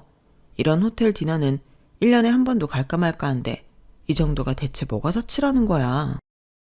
엄마한테 잘 해드리려고 해도 매번 조금만 돈이 많이 들어갔다 싶으면 거절을 하시니 저는 그게 늘 속상했었죠. 그리고 그 문제로 엄마랑 여러 번 다투기도 했었어요. 그럴 때마다 야속하게도 남편은 제 편이 아닌 엄마 편을 들곤 했고요. 당신 마음은 알겠지만 장모님 마음도 생각을 해드려야지. 당신이 해주려는 게 당신 기준에만 좋지 장모님 기준은 아닌 거잖아. 그럼 장모님 기준으로 잘해드리는 게 맞는 거 아니야? 돈은 많이 안 들어도 정성이 들어간 선물을 해드려. 그치만 매번 우리만 해외여행 가고 우리만 좋은 밥 먹고 다니는 게 너무 마음이 불편하단 말이야. 적어도 어버이날이나 엄마 생신처럼 특별한 날에는 엄마도 모시고 싶은데 왜 이렇게 극구 반대를 하시는지 모르겠어. 장모님 입장에선 익숙하고 편한 걸 더 선호하실 수도 있지 왜 그래. 장모님 연세도 있으신데 말이야. 우리도 나중에 그 나이 되면 뭐든 익숙한 게 최고일 수도 있어. 그냥 원하는 대로 해드리자. 남편은 그렇게 말하면서 엄마 선물로는 늘 저가형의 선물만을 준비했어요. 솔직히 그런 모습이 저로서는 좋지 않았죠. 하지만 엄마가 워낙 절약정신이 투철하시고 저희가 돈 쓰는 것도 아까워하시니 제가 서운하다고 뭐라고 할 수도 없었어요. 저희 남편이 평소 다정하고 좋은 남편이지만 그런 점은 늘 서운함으로 남았었네요. 그래도 그때까지만 해도 평범하다면 평범한 일상을 지내오던 저희 가족이었는데요. 어느 날 갑자기 생각지도 못한 순간에 거대한 불행이 성큼 다가오고 말았어요. 엄마가 연세도 있으시니 안 그래도 늘 건강을 걱정하고 챙겨드리고 있었는데 혼자 계신 집에서 쓰러지셨다는 연락을 받은 거예요. 다행히 같은 동네에 사시던 엄마 친구분이 빠르게 발견해 병원으로 옮겨주셨지만 문제는 그게 아니었어요. 예, 혜진아, 어쩌니? 넌 놀라지 말고 잘 들어. 너희 엄마가 췌장암 말기실한다. 네? 그럴 리가요. 오진이 아니고요. 저번에 검진 받으셨을 때도 그런 말은 없었는데. 얼른 와서 네가 직접 확인을 좀 해봐봐. 나는 심장이 떨려서. 너희 엄마가 안 그래도 요즘 부쩍 살이 삐쩍삐쩍 마르더라니. 저는 정신없이 병원에 도착했고 몇 번이나 따지고 물어도 의사로부터 같은 대답을 들을 수밖에 없었어요. 췌장암은 일반적인 건강검진만으로는 초기에 찾아내기가 쉽지 않다고요. 뒤이어 도착한 가족들도 모두 할 말을 잃은 채 눈물을 지을 수밖에 없었습니다. 그런데 도리어 엄마는 정말 초연한 모습이었어요. 나도 이제 나이가 있는데 몸 어디에 고장이 나는 것도 이상하지 않지. 이만하면 오래 잘 살았다. 너무 슬퍼하지 마. 어떻게 그렇게 말할 수 있어. 일단 치료부터 받자. 엄마 지금 하는 반찬 가게는 내가 알아서 정리할게. 엄마는 일단 입원부터 하자. 치료받으면 나을 수는 있고, 당연하지. 엄마 원래 운동도 자주 하고 건강하니까. 내가 아까 이미 물어봤다. 치료하면 낫는 병이긴 하냐고. 의사 선생님도 모른다고 하는 걸 네가 어떻게 알아? 혜진아, 난 치료받고 싶지 않아. 그럼 이대로 그냥 있겠다는 거야? 의사가 고작 한 달 얘기했어, 한 달. 그럼 한 달 후에 네 아빠한테 가서 내가 우리 딸 잘 키우고 왔다고 하면 되지. 괜히 희망도 없는 치료받으면서 죽는 이만 못하게 사는 것보다 엄만 그냥 좀 쉬고 싶다. 엄마의 덤덤한 말에 저는 아무 말도 할 수가 없었어요. 평생 단 하루도 쉬지 않고 달려왔던 엄마를 잘 알았기에 엄마의 쉬고 싶다는 말 한마디가 가슴을 무겁게 짓누르는 것만 같았죠. 저는 결국 엄마를 데리고 다시 집으로 돌아와 최소한의 통원 치료만 받기로 했습니다. 저는 카페 문을 잠시 닫고 엄마와 시간을 보내는 데에 집중했어요. 한참 바쁜 시기였던 남편은 자주 함께 해주진 못했지만 마침 방학이었던 제 딸은 할머니와 함께 많은 추억을 만들 수 있었죠. 그리고 그때만큼은 엄마도 제가 호텔 식사를 대접하든 같이 여행을 가든 거절하지 않으셨답니다. 저희 엄마는 한 달을 조금 넘긴 후에 돌아가셨어요. 남들은 3개월 판정을 받아도 1년, 2년을 살기도 한다는데 저희 엄마한텐 해당하지 않는 얘기였죠. 마음의 준비를 할 시간이 있었긴 해도 한 달은 너무나 짧았습니다. 엄마의 임종을 지키고 장례를 치르면서 저는 몸 안에 있는 수분이 전부 사라질 만큼 펑펑 울었어요. 엄마는 가시는 길마저 제 걱정을 한가득 하셨죠. 혜진아, 마음 단단히 먹어야 한다. 이젠 네가 수빈이도 챙기고 너 스스로도 챙겨야 해. 알았어, 엄마. 엄마가 평생 가르쳐준 대로 잘할게. 이제 아무 걱정하지 말고 푹 쉬어. 특히 돈은 정말 철저하게 관리하렴. 그게 네 현실적인 힘이야. 큰 돈일수록 더 철저해야 해. 마음 다치는 일 있어도 수빈이 보고 독해져야 한다. 엄마는 그렇게 마지막까지 신신당부를 하시고 아빠 곁으로 떠나셨죠. 울면서 장례식장에 들어섰을 때에야 당시 한창 바빴던 남편이 도착을 했어요. 남편은 조용히 저와 제 딸을 챙겼고 장례식에 필요한 것들을 속전속결로 처리해 주었답니다. 그때까지만 해도 이성적인 남편이 함께 있어 정말 다행이고 든든하다고만 생각했죠. 그런데 하루가 지나고 장례식 이틀째가 되었을 때였어요. 그날은 찾아와 주신 조문객들이 가장 많았던 날이었고 저는 하루 종일 같이 울고 얘기하다 보니 오후 3시쯤에는 완전히 녹초가 되어 있었는데요. 문제는 다른 사람도 아니고 저희 남편이 자꾸만 장례식장에서 자리를 비웠다는 거예요. 남편의 지인들이 오는 경우도 많았는데 그때조차 남편은 회사 일이 바쁘다, 연락이 자주 온다 등의 핑계를 대며 자꾸 밖으로 나가버렸죠. 사실 남편 없이 저 혼자 모든 조문객들을 맞이해서 더 빨리 지친 것도 있었어요. 그런 상황이 하루 종일 이어지자 저는 아직 남아있는 슬픔과 피곤함, 예민함, 야속함 등이 머리끝까지 올라와 남편에게 화가 날 수밖에 없었죠. 게다가 조문객으로 와주었던 친구의 말이 제 화를 제대로 돋우기까지 했어요. 이른 저녁에 도착한 친구가 도착하자마자 이런 이야기를 꺼낸 겁니다. 근데 형부는 왜 같이 안 있어? 남편? 몰라. 자꾸 일 때문에 전화를 한다나. 밖에서 담배도 피고 그러다 보니 안에 들어와 있을 틈이 없나 봐. 일 때문이라고? 방금 오면서 형부 저 앞에서 보긴 했거든. 여기 병원 맞은편 식당들 있는 곳에. 통화하면서 엄청 신나게 웃길래 내가 사람 잘못 본 줄 알았는데 형부 맞더라고. 나는 주차하고 오면 형부 들어와 있을 줄 알았는데 한참 시간이 지나도 안 계셔서 물어보는 거야. 통화를 하면서 웃었다고? 되게 신나게 웃으시긴 했는데 뭐 일이 좀 잘 풀리시나? 회사 일이 잘 풀리는데 여기선 웃을 수가 없으셨을 수도 있고. 제 표정이 단번에 저승사자처럼 무서워지자 당황한 친구는 횡설수설하며 급하게 둘러대는 말을 했어요. 하지만 전 그때 이미 속으로 천불이 나고 있는 상황이었죠. 그 친구와 조문객한테는 별다른 티를 안 내고 있었지만 이 인간들이 들어오기만 하면 가만 안 두겠다고 벼르고 있었어요. 그리고 밤 늦게서야 장례식장 안이 좀 한산해졌을 때 저는 낮은 목소리로 남편을 불러냈는데요. 당신 오늘 하루 종일 뭐 하는 거야? 대체 왜 자꾸 밖에 나가서 몇 시간씩 있다가 오냐고. 나 혼자 사람들 맞이하느라 얼마나 힘들었는 줄 알아? 아, 깜짝이야. 왜 소리는 질러? 얘기했잖아.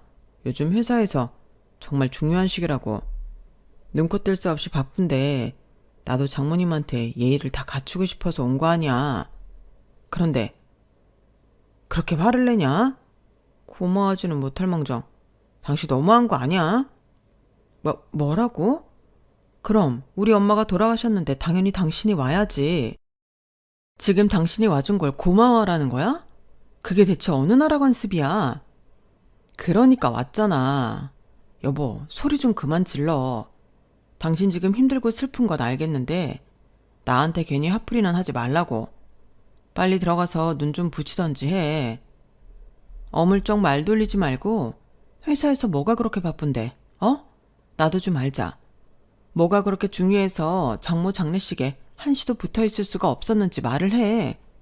그래야 나도 소리를 지르던지 말던지 할 거 아니야. 그게... 아니, 요즘 영업 실적이 한참 안 좋은데 밑에 대리 한 명이 큰 사고를 쳐서 그래. 이런 얘기를 가뜩이나 당신 힘든데 어떻게 얘기를 해. 복잡하기도 하고. 그래서 그거 수습 좀 하고 밑에 애들 좀 혼내느라 그랬어. 됐어? 남편은 마지못해 얘기한다는 듯이 말을 했는데 그 언행이 묘하게 이질감이 들었어요. 제 친구가 본 바로는 남편이 신나게 웃고 떠들면서 통화를 했다고 했는데 남편의 얘기를 들으면 절대 웃으면서 통화를 할 수 있는 내용이 아니었으니까요. 그것도 이상했지만 무엇보다도 제 촉이 좋지가 않았어요. 결혼 생활을 하신 분들이라면 알잖아요. 제가 이 사람과 거진 25년이나 같이 붙어 살았는데 당연히 말하는 목소리나 눈빛만 봐도 거짓말을 하는지 딴 생각을 하는지 정도는 알 수가 있다는 걸요. 그때 남편은 뭔가 평소 같지가 않고 이상했어요. 결국 저는 그 자리에서 남편을 추궁하는 걸 멈추고 일단 다음날 모든 절차가 다 끝난 후에 천천히 무슨 일인지 알아봐야겠다고 생각했죠. 당장 그날은 서 있는 것도 다리가 후들거릴 정도로 피곤하기도 했고요. 다시 장례식장 안으로 들어온 저는 정말 간단하게 샤워를 하고 상주들 방으로 들어와 쓰러지듯 잠에 들었어요. 남편은 저와 그렇게 싸우고 나서도 여전히 들어오지 않더군요. 저와 싸울 때면 늘 밖에서 담배를 한두 개비씩 피고 들어오던 사람이라 평소처럼 그냥 그러려니 했어요. 사실 그땐 저도 그 사람이 꼴도 보기 싫었던 마음도 있었고요. 딸은 이미 눈이 퉁퉁 부은 채로 잠이 들어있길래 두터운 담요를 덮어주고 저도 그 옆에 누웠답니다. 머리가 땅에 닿자마자 기절한 것처럼 잠이 들었는데 그때 저는 정말 짧고 생생한 꿈을 꿨어요. 평소에도 이런저런 꿈을 꾸긴 하지만 그때의 꿈은 너무나 현실 같았죠. 꿈에 저희 엄마가 돌아가시기 직전의 모습이 아니라 제가 어렸을 적 엄마가 한창 젊고 건강하셨을 때의 모습으로 나왔어요. 저는 엄마의 무릎을 베고 엄마가 제 머리를 쓰다듬는 걸 느끼면서 잠자고 있었죠. 그런데 갑자기 엄마가 제 오른손을 덥석 잡으시더니 혜진아, 일어나! 라고 큰 소리를 내시는 겁니다. 엄마의 외침에 저는 화들짝 놀라서 깨고 말았죠. 한 3시간쯤 잤을까요? 잠에서 번쩍 깨고 나니 오른손에 쥐고 있던 핸드폰에서 여러 차례 진동이 울리고 있었어요. 누군가 전화를 했나 싶었지만 여러 통의 문자가 온 것이었죠. 안녕하세요, 박혜진님. 생전에 길정숙님 재산관리를 도와드렸던 한지명 지점장입니다. 삼가 고인의 명복을 빕니다. 생전에 어머님께서 부탁하셨던 일이 있어 연락을 드렸습니다. 장례 다 끝나고 혼자 계실 때 연락 부탁드리겠습니다. 저는 생전에 엄마가 재산관리를 따로 하고 계셨다는 걸 그때 처음 알았어요. 물론 그 문자를 본 순간은 이게 보이스피싱인가 싶어서 반신반의했죠. 하지만 새벽 4시에 이렇게 여러 통의 문자를 보내는 게 뭔가 심상치 않은 듯했고 꿈자리도 뒤숭숭하니 전 바로 전화를 걸어 물어볼 생각으로 밖으로 나왔습니다. 곤히 잠든 딸이 깨지 않게 조심하면서요. 장례식장 문 밖으로 나가 통화를 할 적당한 곳을 찾던 제 눈에 낯익은 실루엣이 보였어요. 바로 저희 남편이었죠. 사람 하나 없이 텅 빈 휴게실 안에서 남편은 잠이라고 모르는 사람처럼 쌩쌩한 목소리로 누군가 통화를 하더군요. 문도 활짝 열어놓은 채로요. 저는 별 생각 없이 그런 남편에게 다가갔다가 너무나 충격적인 말 한마디에 그만 발길이 뚝 멈춰버렸어요. 장모가 일찍 죽어서 돈 굳었어. 제 귀를 의심할 정도로 엄청난 말을 뱉으면서 남편의 얼굴은 더없이 환했어요. 저는 본능적으로 몸을 숨겨야 한다는 생각이 들어 휴게실 뒤편의 구석진 곳으로 얼른 몸을 숨겼습니다.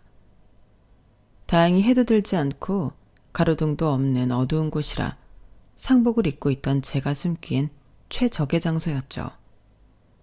남편은 제가 엿듣고 있다는 사실은 까맣게 모른 채 계속 하하 웃으며 통화를 이어나갔어요. 그니까 죽기 전에 돈을 얼마나 많이 쓰고 갔는지 아주 아까워 죽는 줄 알았다니까. 그래도 한 달 정도만 살다 가서 다행이지. 아주 재산 다 걷어내는 줄 알았어. 그러니까. 와이프? 와이프는 절대 모르지. 와이프가 장모 돈에 대해서 알면 정말 큰일 나.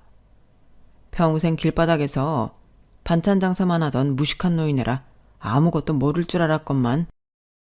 그렇게 큰 재산이 있을 줄 누가 알았겠어. 아니야. 운때가 잘 맞아서 그렇게 돈을 불렸을지언정 전문적으로 관리받거나 그러진 않았을 거야. 전문적으로 관리받으려면 누군가를 돈 주고 부려야 하는데 엄청나게 구두쇠였거든. 그래. 너무 걱정하지 말고 기다리고 있어. 그래 알았어. 그렇게 전화를 끊고 남편은 콧노래까지 부르며 핸드폰을 잠시 뒤적거리더니 이내 휴게실 밖으로 나갔죠. 저는 충격적인 남편의 실체를 목격하고 그 자리에서 주저앉아버렸어요.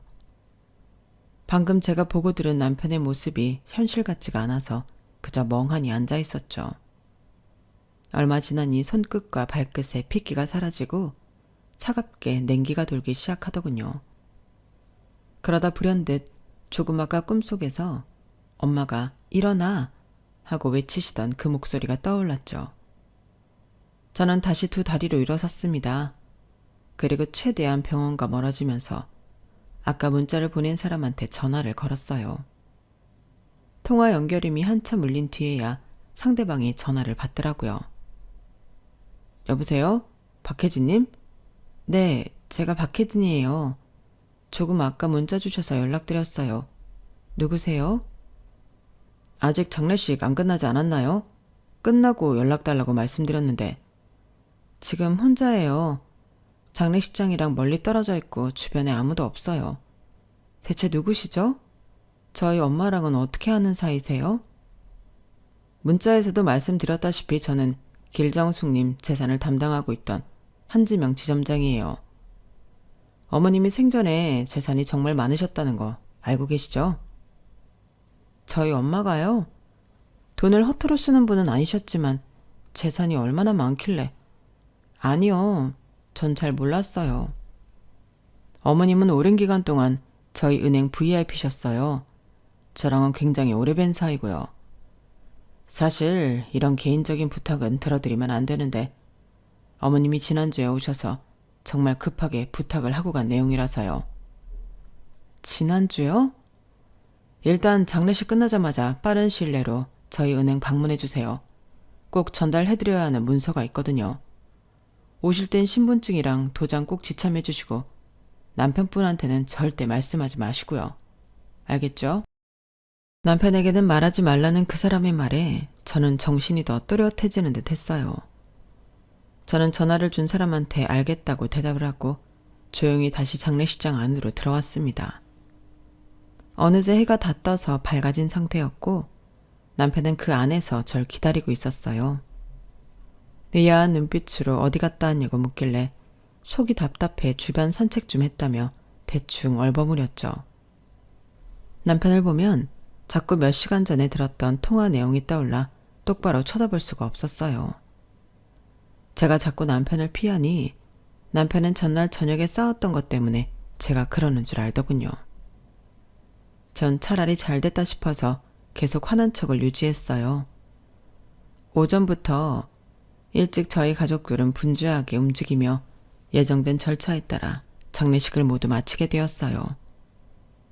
다른 친척분들과 마지막 인사를 끝으로 헤어진 뒤 남편은 제 눈치를 살살 살피다가 다시 회사에 가봐야 한다며 저와 딸만 납골당에 내버려둔 채 가버렸죠. 그리고 저는 그 틈을 타서 얼른 딸을 집에 데려다 준 뒤 어제 연락받았던 그 은행으로 향했어요. 신분증과 도장을 들고 은행에 가서 제 이름을 말씀드리자 저와 통화했던 지점장이 얼른 나와서 절 데리고 조용한 방으로 들어가더군요. 안내에 따라 고급스러운 가죽 소파에 앉으니 지점장은 저에게 두터운 봉투를 하나 건넸어요. 이게 뭔가요? 이게 지난주에 길정숙님께서 제게 부탁하신 내용입니다. 반드시 본인에게만 전달하라고 하셨고 혼자만 내용을 확인해야 한다고 하셨어요.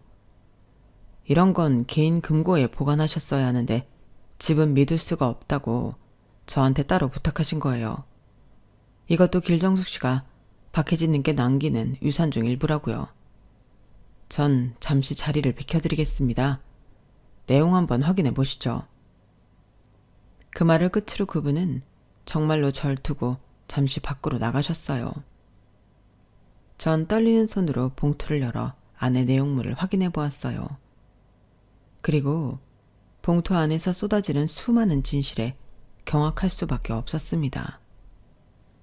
그 안에는 각종 서류와 사진들이 한 뭉텅이로 가득했는데 전부 남편과 관련된 내용들이었죠. 사진 쪽에서 남편은 저는 전혀 모르는 젊은 여자와 함께였어요. 카페나 숙박업소에서 두 사람이 함께 찍힌 사진들이 한두 장이 아니었죠. 하지만 남편의 외도 사실은 뒤이어 알게 된 사실들에 의하면 정말 아무것도 아닌 수준이었어요. 저는 뒤이어 남편의 외도 상대가 어려도 너무 어리다는 것과 두 사람이 해외에 있는 집을 알아보고 있다는 증거들도 확인할 수 있었습니다. 서류 봉투를 뒤집어 탈탈 털어내자 작은 USB가 나왔는데 그건 특별히 엄마가 중요한 자료라며 메모까지 붙여주었더라고요. 저는 한동안 남편에 대한 배신감이 밀려와 숨도 제대로 쉴 수가 없었답니다.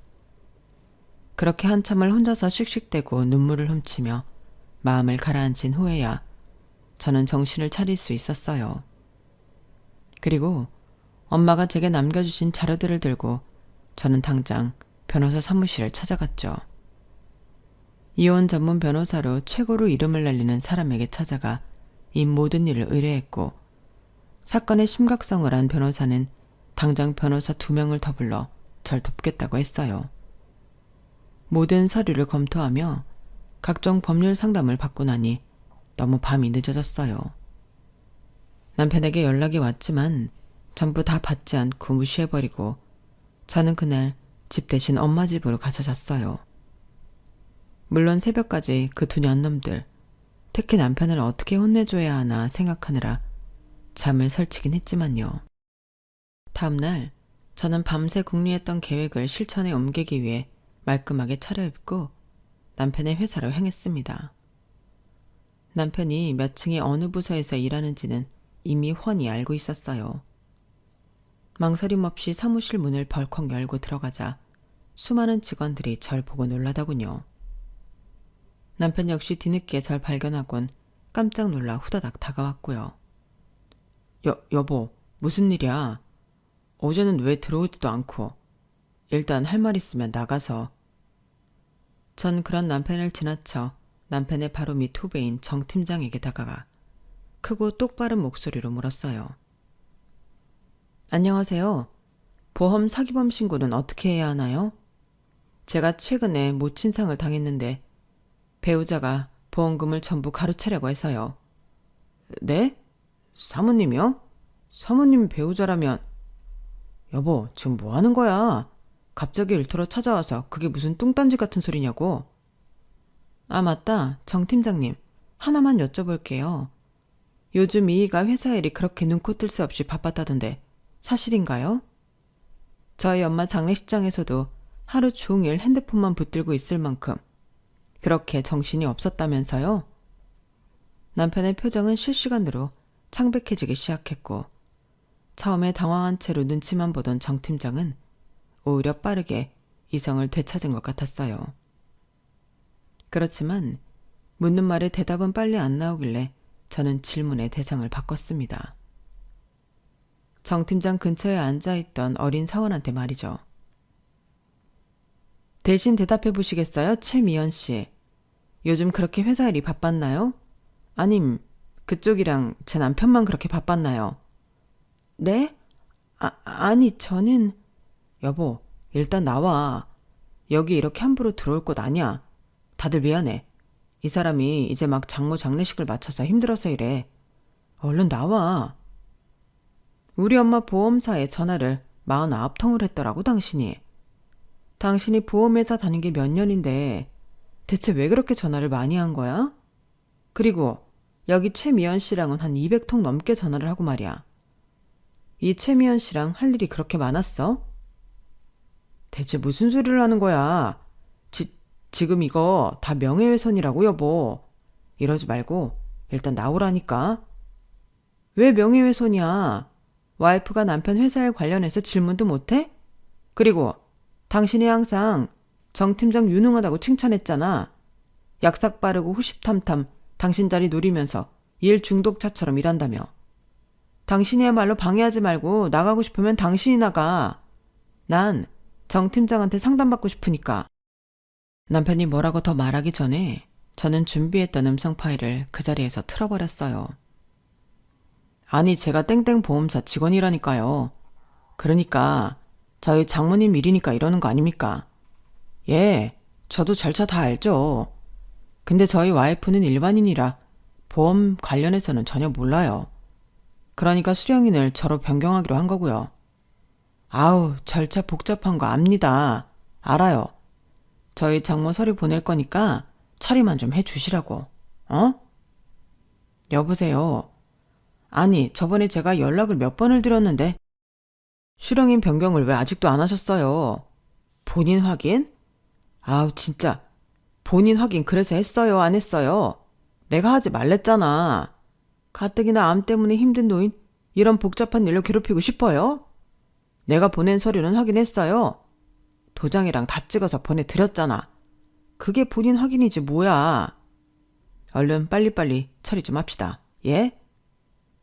남편은 허겁지겁 제 손에서 핸드폰을 뺏어가 녹음을 꺼버리더니 경악하는 표정으로 절 쳐다봤어요. 하지만 더 이상 어떤 말도 하지 못하고 입모양만 뻐끔대고 있었죠. 전 다시 제 핸드폰을 낚아채와서 남편을 노려보며 말했습니다. 왜? 더 할 말 있어? 엄마가 시한부 판정받고 아파서 그러고 있는 동안 당신은 아주 부지런도 했더라. 엄마 서류 뒤져서 보험 수용자 변경도 하고 어린 년이랑 바람도 피고 해외로 튈 준비까지 하고. 당신이 얼마나 난리를 쳤으면 보험사에서 직접 우리 엄마한테 연락을 했다더라. 사위를 보험금 수령인으로 바꾸는 게 맞냐고 말이야. 엄마가 그렇게 아프신데 그 연락 받고 얼마나 황당했겠니? 어? 당신이 우리 엄마한테 그래도 되는 거야? 우리 엄마가 당신한테 어떻게 해줬는데? 천의 고아인 당신 기 안 죽이기 싫다고 결혼식 때 인사도 안 받으셨던 분이야. 당신 아직 대리였을 적에 차 사고 냈던 거 그 보상금 다 갚아준 것도 우리 엄마였다고. 어떻게 인간이 탈을 쓰고 이딴 짓거리를 해? 고작 30이랑. 얘가 우리 딸이랑 고작 7살 차이 나는 건 자각하고 있니? 어? 우리 엄마가 가시기 전에도 얼마나 기가 찼을지 생각하면. 그 입 안 닥쳐? 당신이 보험을 알아? 내가 이 방면에선 빠삭하니까 대신 처리해주려고 한 거 아니야. 이 와중에도 핏대를 세우며 화를 내는 남편의 모습에 저는 저도 모르게 있는 힘껏 남편의 뺨을 내리쳤어요. 깜짝 놀란 남편의 얼굴에 저는 2번 더 손을 날렸죠. 당신이야말로 더러운 입 닥쳐. 적반하장도 유분수지. 이딴 짓들을 저질러 놓고도 잘났다고 소리를 질러?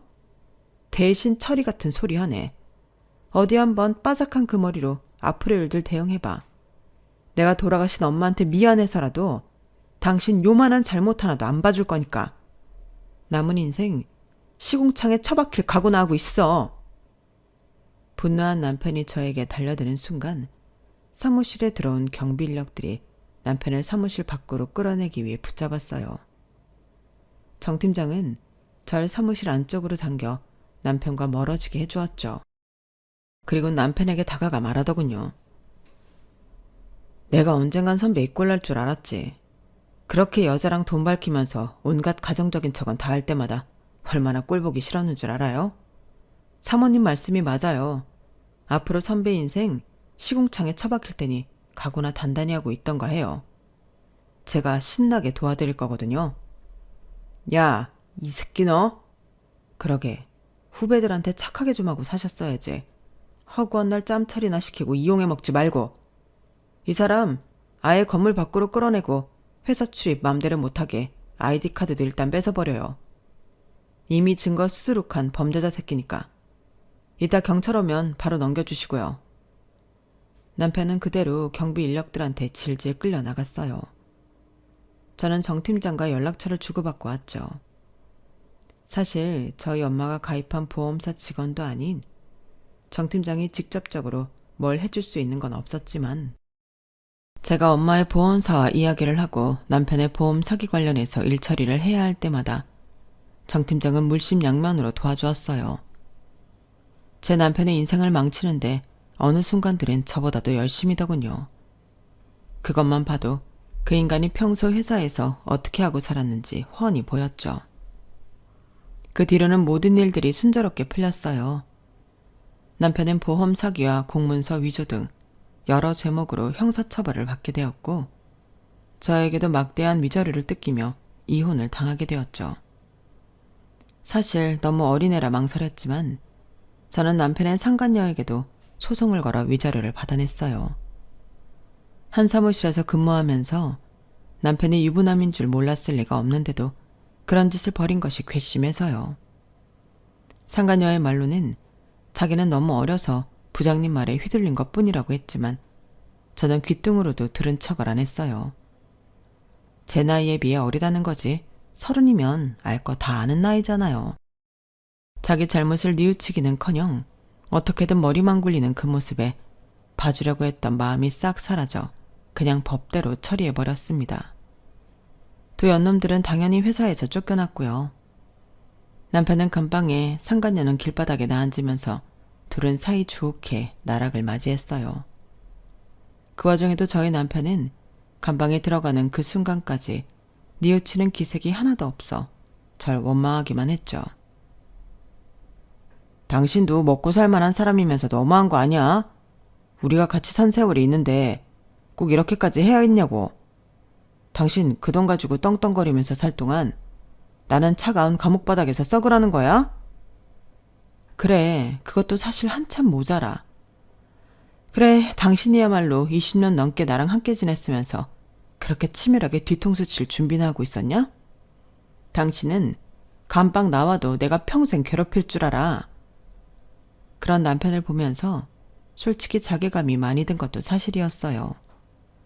그 오랜 세월을 같이 보내면서 남편의 실체를 알아보지 못한 제 자신한테도 화도 났고요. 무엇보다 안 그래도 몸이 아파 힘든 저희 엄마가 수상한 사람이 자꾸 수령인을 바꾸려고 한다는 연락을 받고 혼자서 이 모든 걸 알아보셨을 때의 마음이 어땠을지 생각하면 마음이 아픕니다. 눈치 없는 제가 엄마의 마지막 가시는 길마저 편안하게 해드리지 못했다는 생각이 들어서요. 그리고 이 모든 과정을 진행하면서 가장 힘들었던 건 저희 딸을 보는 일이었는데요. 아빠가 엄마 몰래 바람 폈던 사실도 모자라 할머니의 보험금과 유산을 가로채려고 범죄까지 저질렀다는 사실은 딸이 받아들이기엔 너무 힘든 이야기였어요. 특히나 그 인간이 평소 딸에게는 다정한 아빠 노릇을 잘 해왔기 때문에 저희 딸 역시 아빠한테 느끼는 배신감은 이루 말할 수 없을 정도였으니까요. 딸은 다니던 학교를 잠시 휴학하고 오랜 시간 전과는 다르게 조용한 모습으로 지냈어요. 저 역시 그런 딸 곁에서 묵묵히 있어줬을 뿐 별다른 이야기는 하지 않았답니다.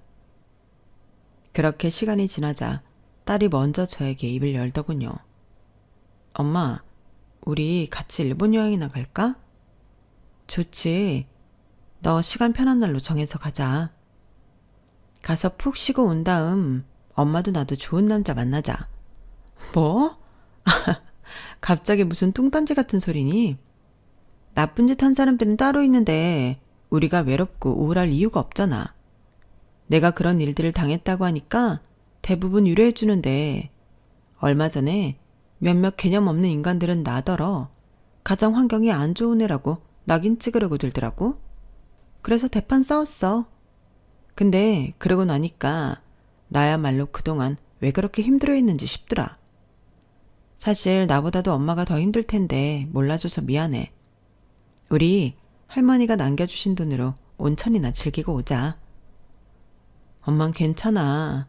네가 이렇게 씩씩하게 마음먹었다니 오히려 고맙지 뭘. 일본 온천? 그래 가자. 거기쯤은 엄마 돈으로도 충분히 가. 엄마 위자료 왕창 받아서 돈 많아. 가서 우리 딸이랑 신나게 놀아야겠다.